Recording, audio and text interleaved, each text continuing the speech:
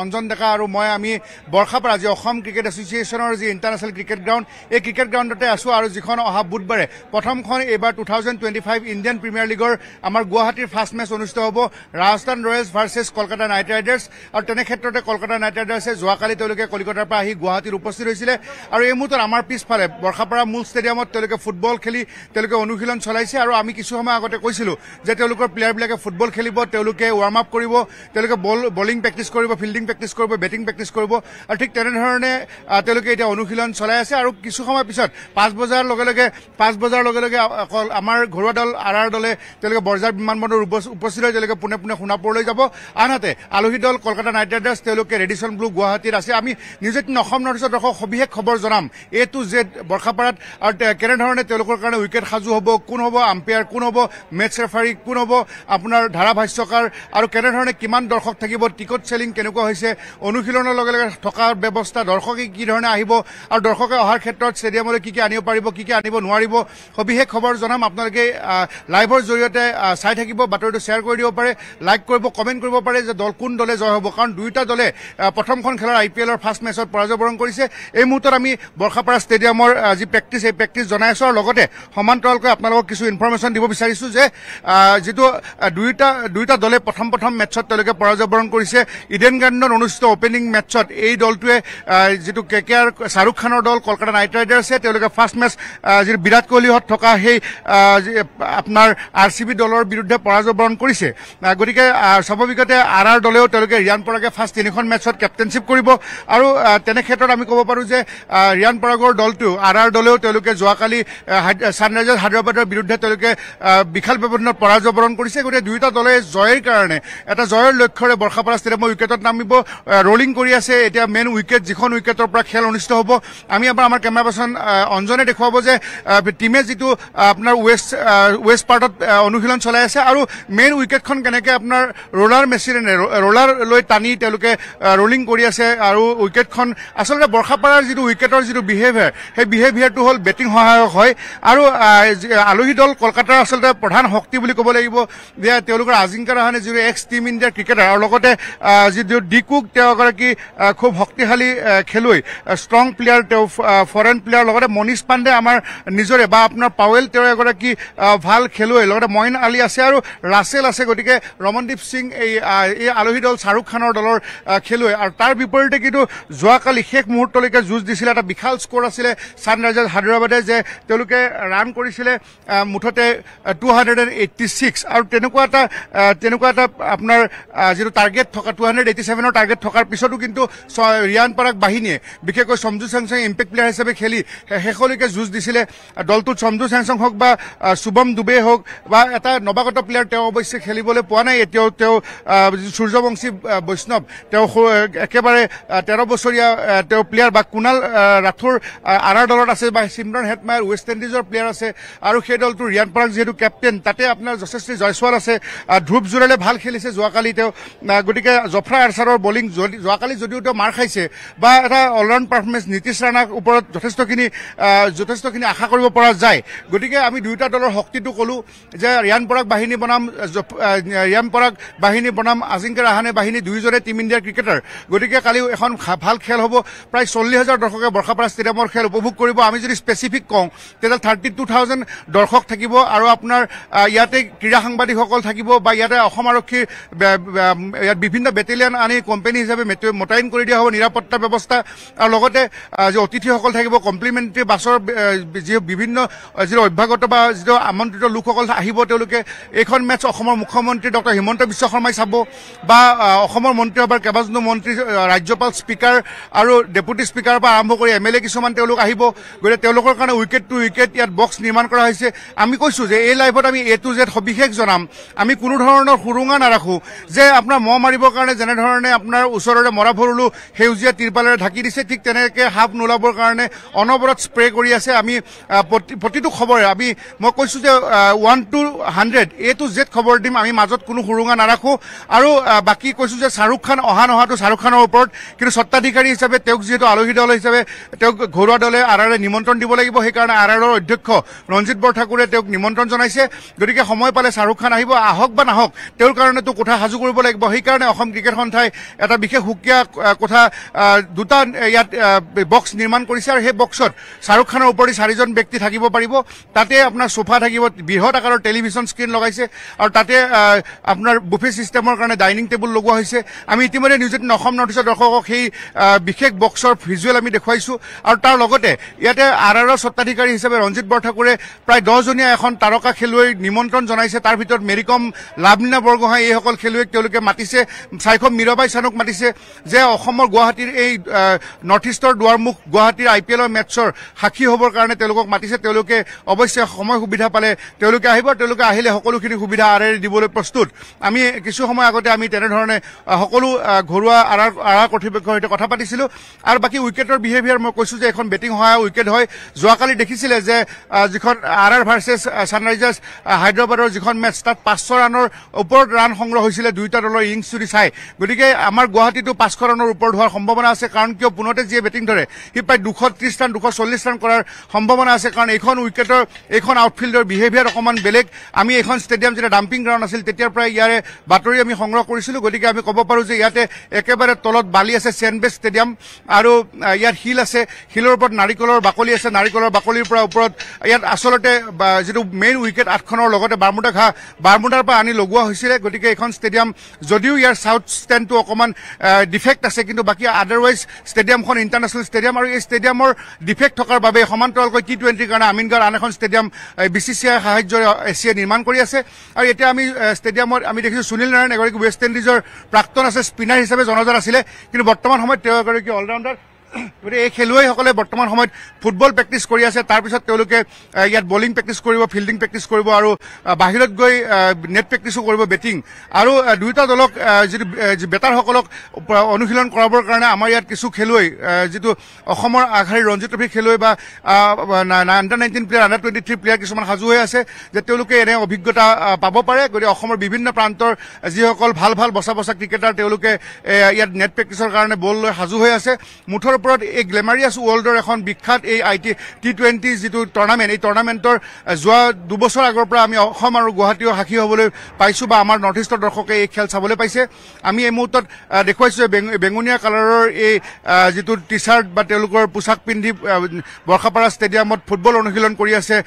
শ্বাহৰুখ খানৰ দল কলকাতা নাইট ৰাইডাৰ্ছে আৰু তাৰ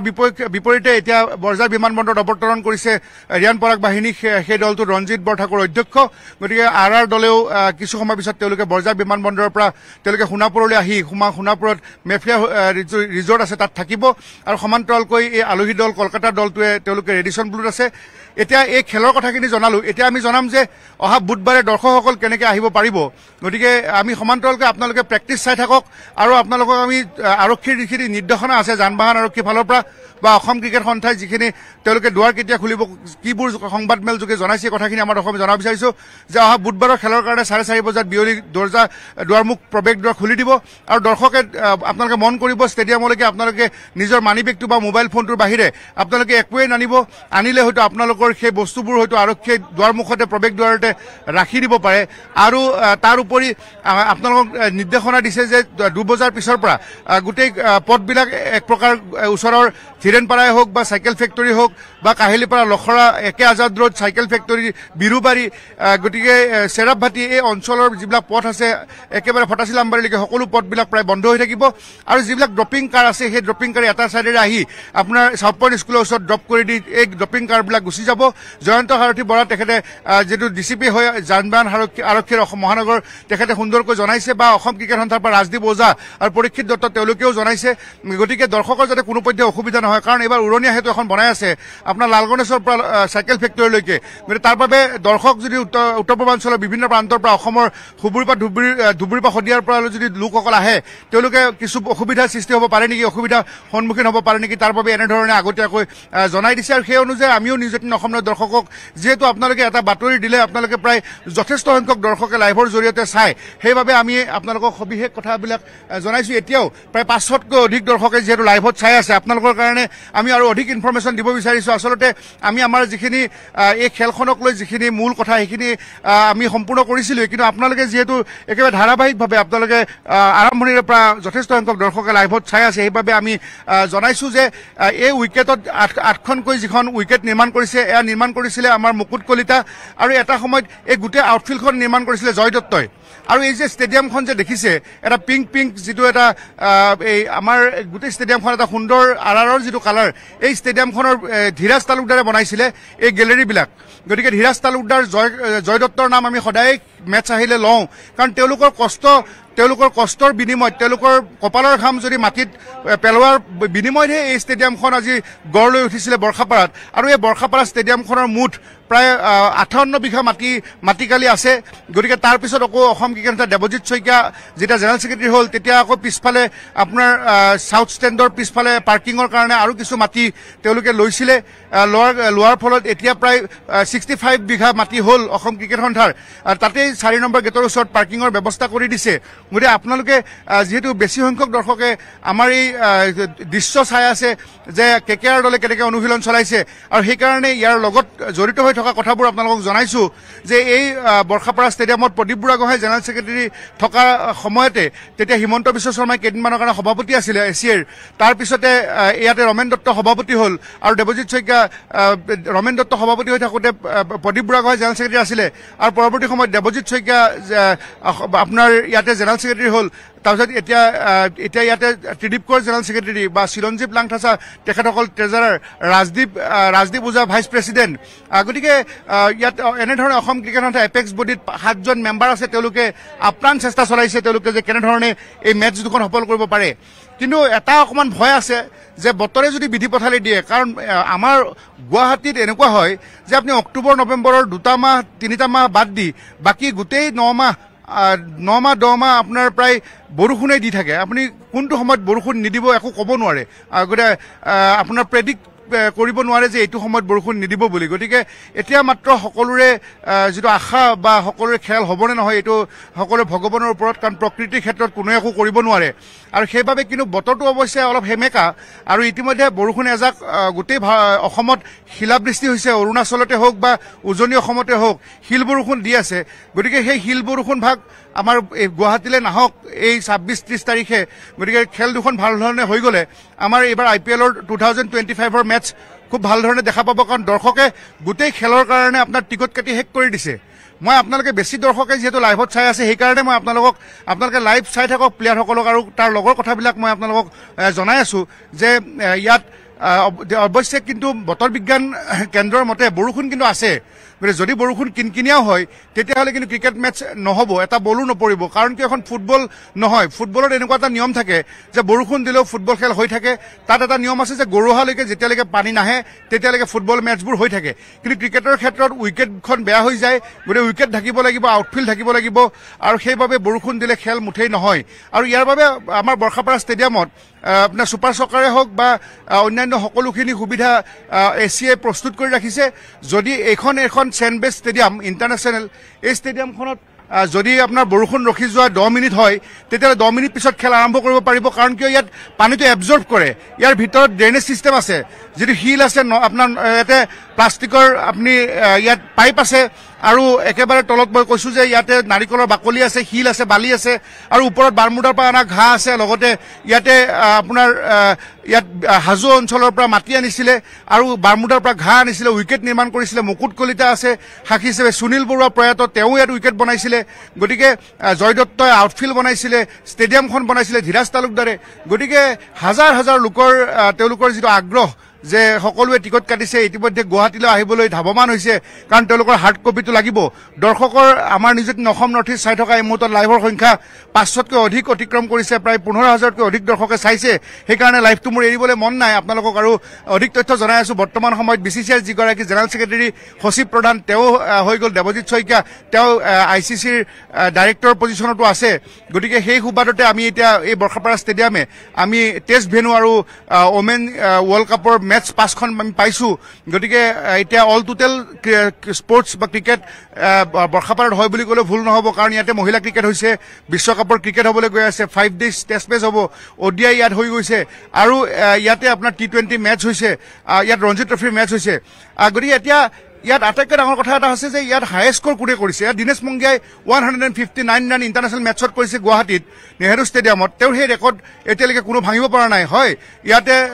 ৰোহিত শৰ্মাই 158 ৰান কৰিছে আনবিটেন আৰু ইয়াত বিৰাট কোহলিৰ চেঞ্চুৰী আছে হেটমায়াৰৰ চেঞ্চুৰী আছে ইয়াত আৰন ফিঞ্চৰ চেঞ্চুৰী আছে কিন্তু হলেও দিনেশ মংগিয়াৰ সেই 2003 চনৰ সেই 159 ৰানৰ জিম্বাবৱেৰ বিৰুদ্ধে সেই যিটো চেঞ্চুৰী আছিলে সেই চেঞ্চুৰীৰ ৰেকৰ্ডটো কোনো ভাঙিব পৰা নাই গতিকে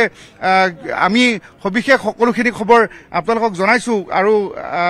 আমি যেহেতু কৈছিলো যে A to Z আমি 1ৰ পৰা 100 লৈকে সকলো খবৰ আপোনালোকক জনাই থাকিম সেইকাৰণে আমি গুৱাহাটীৰ যিখিনি ৰেকৰ্ড এতিয়ালৈকে 20খন ইণ্টাৰনেশ্যনেল মেচ হৈছে আৰু 20খন ইণ্টাৰনেশ্যনেল মেচৰ ভিতৰত ইয়াত 6টাকৈ চেঞ্চুৰী আছে গতিকে সেই সকলৰ ভিতৰত সৰ্বাধিক ৰান কৰা 159 সেয়া দিনেশ মংগিয়াৰ হাতত আছে তেওঁ ইণ্ডিয়াৰ হৈ জিম্বাবৱেৰ বিৰুদ্ধে 2003 চনত গুৱাহাটী নেহেৰু ষ্টেডিয়ামত কৰিছিলে সেই ৰেকৰ্ডটো আজিলৈকে IPL হওক বা ইণ্টাৰনেশ্যনেল মেচ হওক কোনো ভাঙিব পৰা নাই তেওঁৰ ওচৰলৈ গৈছিলে 1 ৰান কম হৈ থাকিলে আপোনাৰ ৰোহিত শৰ্মাই 158 ৰান কৰিছিলে আৰু বিৰাট কোহলিও আপোনাৰ ইয়াত চেঞ্চুৰী কৰিছিলে সিমৰন হেটমায়াৰে চেঞ্চুৰী কৰিছিলে আৰন ফিঞ্চে চেঞ্চুৰী কৰিছিলে গতিকে ইয়াত বেটিং সহায়ক উইকেট হয় চেঞ্চুৰী কৰিবলৈ সহজ আৰু ইয়াত মাৰমুখী বেটিঙেৰে নিজৰ ৰানৰ পাহাৰ গঢ়িব পাৰে যোৱাবাৰো আমি 48 ৰান ৰিয়ান পৰাগে কৰা দেখিছিলো কিন্তু তেওঁ এটা বলত তেওঁ লেগ বিফৰ হৈ গ'ল কাৰণে তেওঁ সেই হাফ চেঞ্চুৰীটো কৰিব নোৱাৰিলে আৰু যোৱাবাৰ আনকেপ প্লেয়াৰ হিচাপে IPLত সৰ্বাধিক ৰান কৰিছিলে ৰিয়ান পৰাগে গতিকে এইবাৰ সেই গৌৰৱেৰে প্ৰথমখন মেচত অৱশ্যে তেওঁৰ যিটো কেপ্টেইনশ্বিপৰ এটা গধুৰ দায়িত্ব আছিলে তেওঁ তেওঁৰ সন্মুখত 287 ৰানৰ উইনিং টাৰ্গেট আছিলে গতিকে সেইবাবে হয়তো তেওঁ এটা মাৰি খেলিবলৈ গৈ প্ৰথমটো বলত 4 কোবাই আপোনাৰ আনটো বলত তেওঁ 6 মাৰিবলৈ গৈ আউট হৈছিলে যিয়ে নহওক অপৰচুনিটি আৰু আহে সুযোগ আহিব এই সুযোগৰ সদ্ব্যৱহাৰ কৰি আমাৰ এই গুৱাহাটীৰ মিঠু বৰুৱা আৰু পৰাগ দাসৰ সুযোগ্য সন্তান গতিকে পৰাগ দাস এটা সময়ত তেওঁ ৰঞ্জি ট্ৰফিৰ অসম দলৰ কেপ্টেইন আছিলে মিঠু বৰুৱা ইণ্টাৰনেশ্যনেল সুইমাৰ আৰু সেই ব্লাডত তেজ থকা বুলি আপোনাৰ ব্লাডত যিটো স্পৰ্টছ তেজত যিটো ক্ৰীড়া তেজত যিটো খেলৰ ভাৱ থকা বুলি কয় সেইটো ৰিয়ান পৰাগৰ গাত আছে গতিকে আৰু সেইকাৰণে তেওঁ উজ্বলি উঠিছে আৰু তেওঁ ওৱান ডে হওক বা এদিনীয়া হওক ইণ্টাৰনেশ্যনেল মেটছত তেওঁ ডেবিউ কৰিছে আৰু সেইগৰাকী ৰিয়ান পৰাগৰ কান্ধত এতিয়া 3খন মেটছৰ অধিনায়কত্বৰ ভাৰ প্ৰথমখন মেটছ ছানৰাইজাৰ্ছ হায়দৰাবাদৰ বিৰুদ্ধে পৰাজয় বৰণ কৰিছে এতিয়া ছেকেণ্ড মেটছখন আমাৰ গুৱাহাটীত KKRৰ বিৰুদ্ধে খেলিব আৰু থাৰ্ড মেটছখনো চেন্নাই ছুপাৰ কিংছৰ বিৰুদ্ধে তেওঁ খেলিব যিখন মেটছত মহেন্দ্ৰ সিং ধোনী মাহী গতিকে মই 30 তাৰিখৰ যিখন মেটছ আছে 30 মাৰ্চৰ সেই খেলখনৰ কথা এতিয়া নকওঁ সেই খেলখনৰ সময়ত আকৌ সুকীয়াকৈ আপোনাক লাইভৰ জৰিয়তে বা মহেন্দ্ৰ সিং ধোনীহঁতে কেনেকৈ অনুশীলন চলাব সেইখিনি কথা জনাম কিন্তু এই মুহূৰ্তত খুব সুন্দৰ এটা পৰিৱেশ আপোনালোকে বহুখিনি দৰ্শকে চাই আছে কিন্তু উপায় নাই আমাৰ ইয়াৰ পৰৱৰ্তী আৰু কেইবাটাও লাইভ আছে গতিকে আমি ৰাখিব লাগিব গতিকে আপোনালোকে জনাব পাৰে যে আমাৰ কোনে কেনেকৈ সফল হ'ব উইকেটখন বা আমি ষ্টেডিয়ামখনৰ বিষয়ে জনালো BCCI এছিয়াৰ বিষয়ে জনালো আমি যান বাহন আৰক্ষীৰ নিৰ্দেশনাবোৰ জনালো ষ্টেডিয়ামলৈ কি আনিব নোৱাৰিব এই কথাও জনাইছো এই মুহূৰ্তত অঞ্জন ডেকা আৰু মই বৰ্ষাপাৰাৰ পৰা এই লাইভৰ জৰিয়তে সবিশেষ জনালো আপোনালোকে চাই থাকিব নিউজ 18 অসম।